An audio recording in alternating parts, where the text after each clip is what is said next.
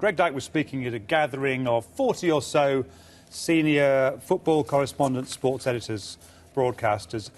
Almost all the occasion was off the record.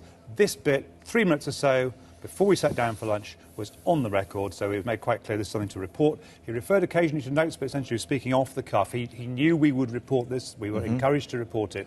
I think he's trying to spark a debate, and he said that he spoke from personal experience. Let me give you a little flavour of what he said. Here we go. I don't know how many people here have ever been to Qatar in June. I have, and the one thing I can tell you is you couldn't play a football tournament in Qatar in June. We had a bit of an intake of breath there as we realised how strong he was going to be. I think my position, and I suspect the FA's position, will be you can't play it in the summer in Qatar. FIFA, therefore, has got two choices. You either move it time-wise or you move it to another location.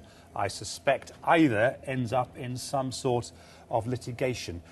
So he's accepting. He thinks it's probably unlikely they will give it to another country. Of course, there were others who wanted it in 2022.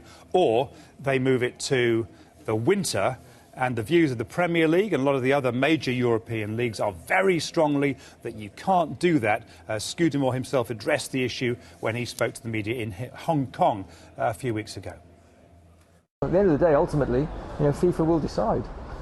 So, of course, one is worried, and clearly we're not silly, we're not stupid. We can see that that's the way the momentum is shifting. But it's not going to stop us from doing all we can to try and make some common sense prevail here. But I just think it's wrong that they can then, they can't really just decide to shift it by 6 months. It's not just the English football calendar, the European calendar, the world football calendar is organised and it's squeezed and everybody's running a tight calendar. To suddenly, change it all around is very impractical and in my view won't work, and it shouldn't be allowed to work. The FA appointed Greg Dyke, knowing they're getting a very different person from David Bernstein. He was at pains to say that he understood, sympathised with the view of the Premier Leagues. He just thinks it is not possible, physically possible, or sensible, or safe to have the World Cup.